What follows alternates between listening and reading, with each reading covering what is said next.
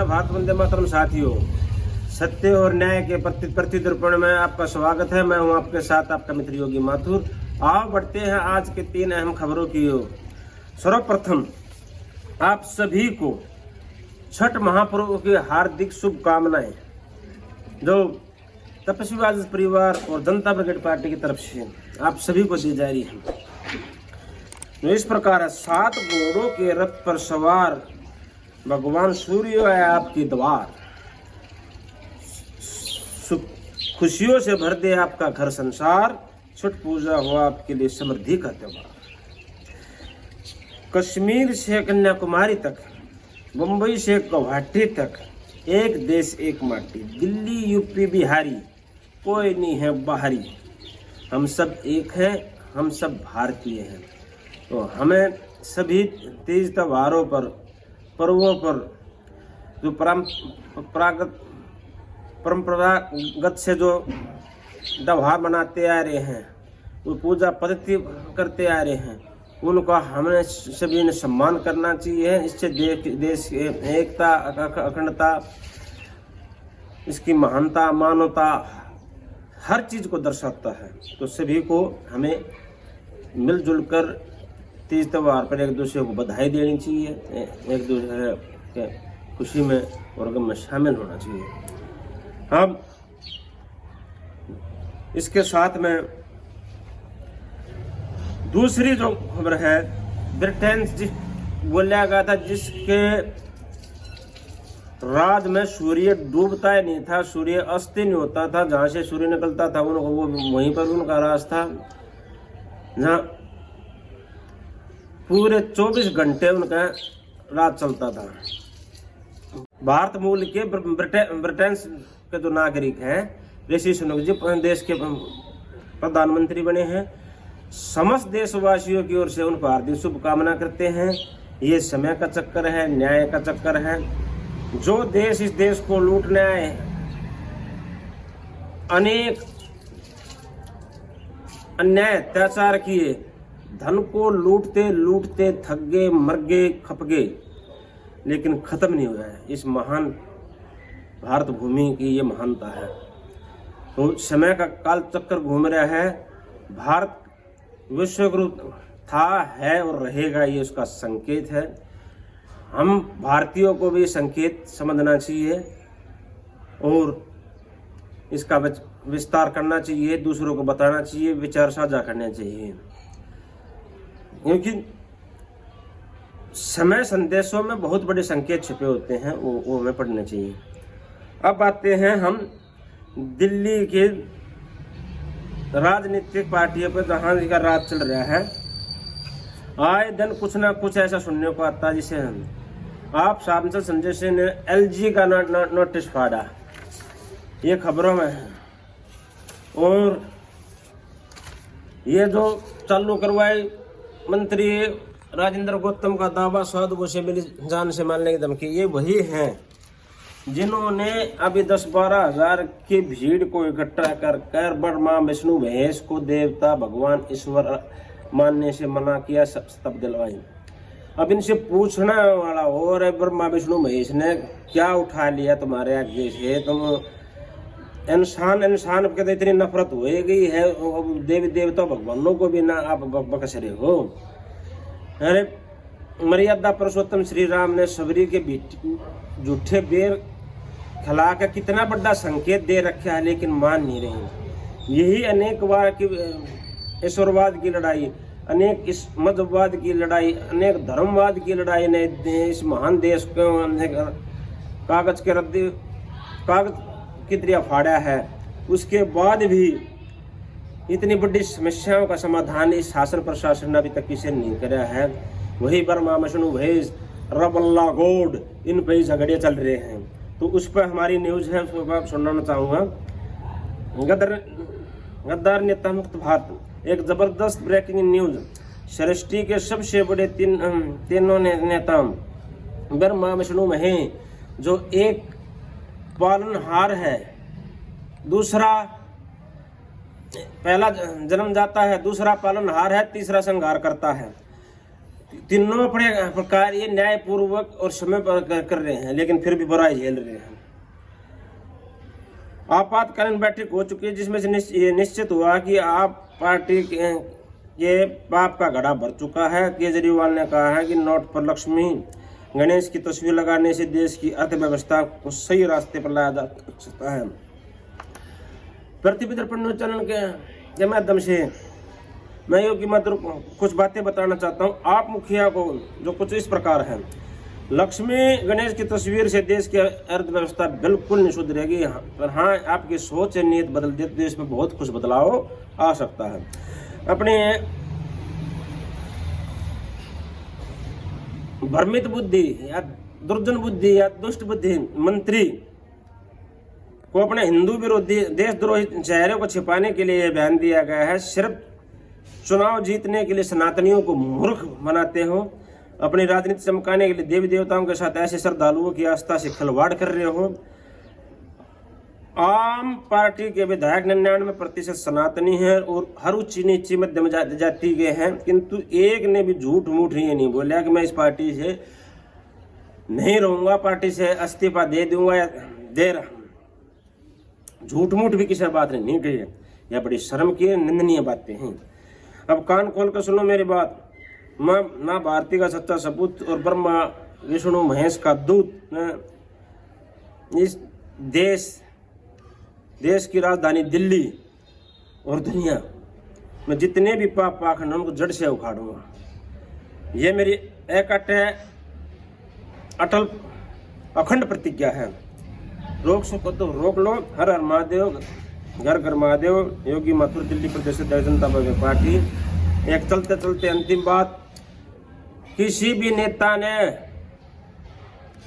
मेरा कोई निजी कोई मतभेद नहीं है, कोई दुश्मनाई नहीं है, अपने निजी दुश्मनों को माफ कर सकता हूँ। थोक में धोखे खाए हैं लेकिन पलटवार नहीं कराया है, एक की प्रतिक्रिया नहीं दी है।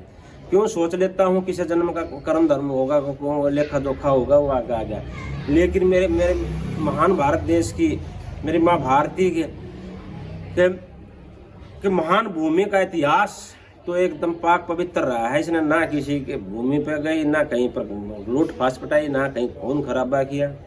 इसने सबके साथ न्याय कराया, विषम देव कुटुंब का नारा लगाया है, सबके स्वस्थ और सुखी होने का नारा लगाया है।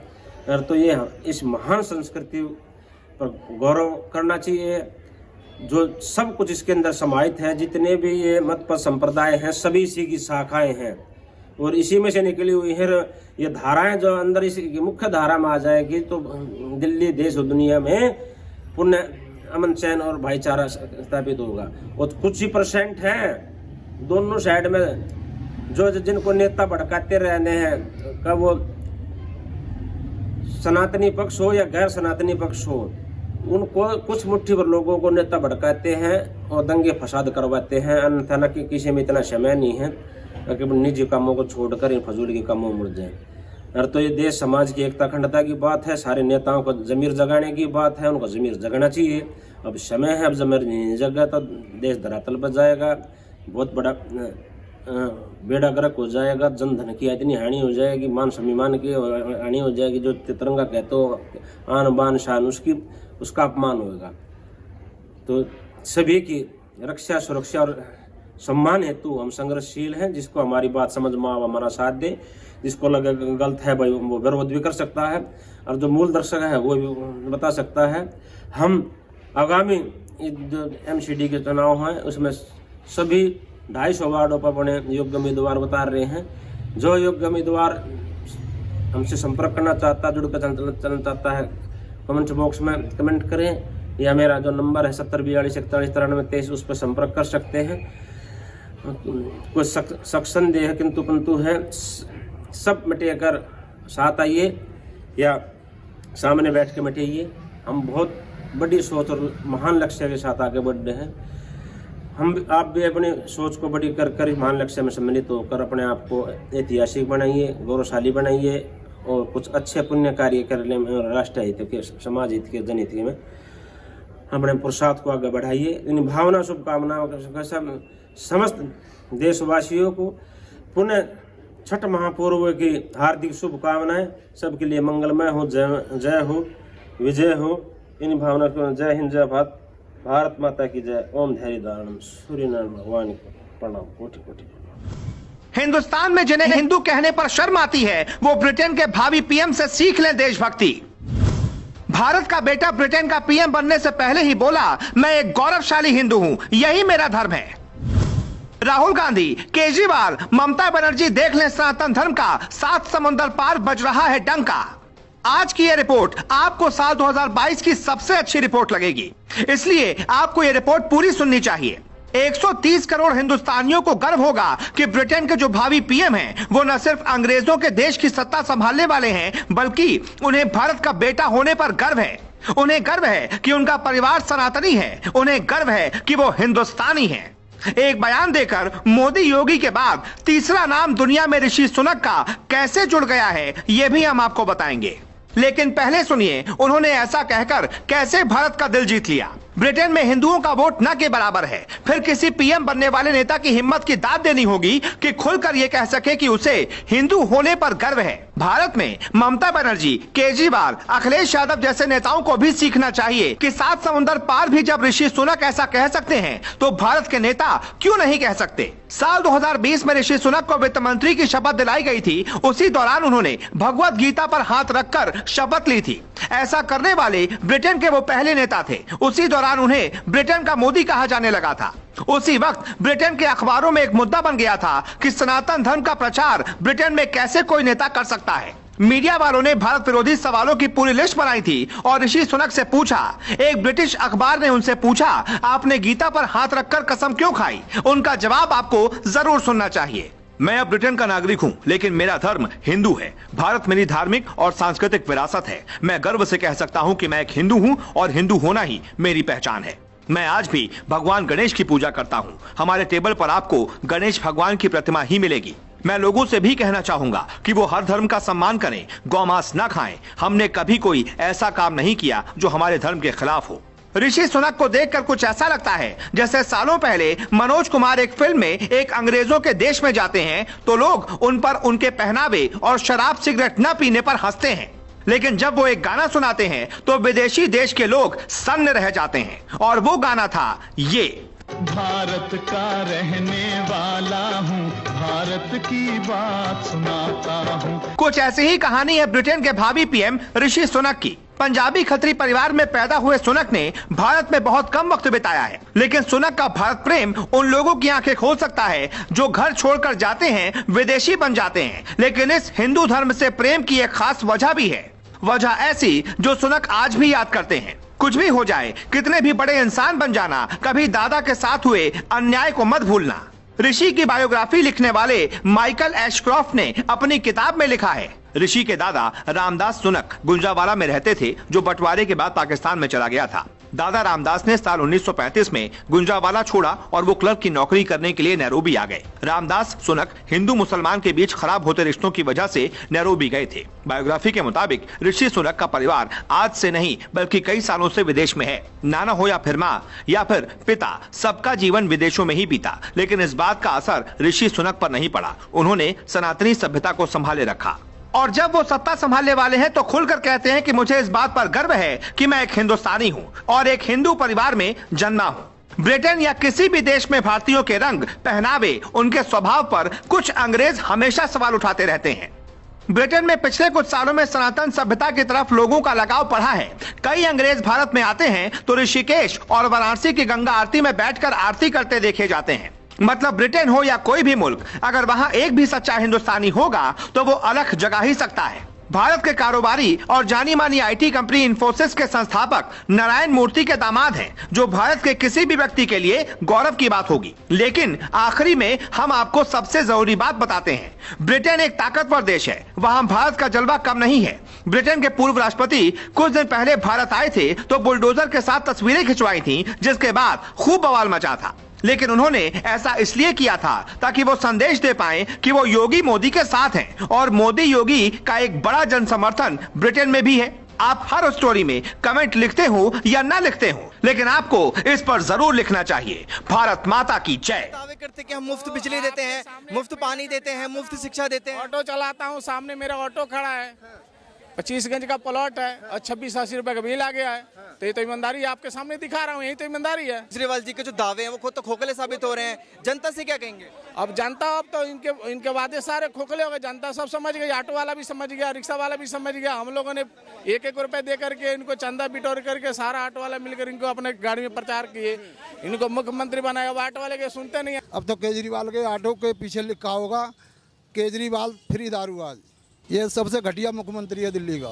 हमारा काम धंधा चौपट कर दिया, इसलिए केजरीवाल, नो केजरीवाल। ये जबरदस्ती लिखा है इन लोगों ने। ये आम आदमी पार्टी के जो कार्यकर्ता है जबरदस्ती चिपका रहे हैं और ये कहते हैं कि नहीं जी हमने तो ये क्या कहते हैं गाड़ी की डिम्स वगैरह फ्री कर दी है। डिम्स है और हमने ऑटो के लिए कोई पैसा नहीं देते, पर ये गलत करा है कुछ। नहीं तो ऑटो वाले तो केजरीवाल के साथ हैं, केजरीवाल नहीं सर, ये गलत है। हमारे साथ बहुत बड़ा धोखा करा केजरीवाल जी ने। कोई वादा की नहीं पूरा किया। पूरा दिल्ली का रोड देखिए, कौन सा कोई रोड बना है? इतने गड्ढे, गाजीपुर, कोंडली में इतना बड़ा गड्ढा, कोई ऑटो गिरता है रोज चिमटे टूट जाता है। क्या लंदन बनाएंगे दिल्ली को? दिल्ली को नरक और बना दिया, नरक बना दिया। और क्या? आप आई लव केजरीवाल वाले हैं? हमें आई लव केजरीवाल था, अब नहीं।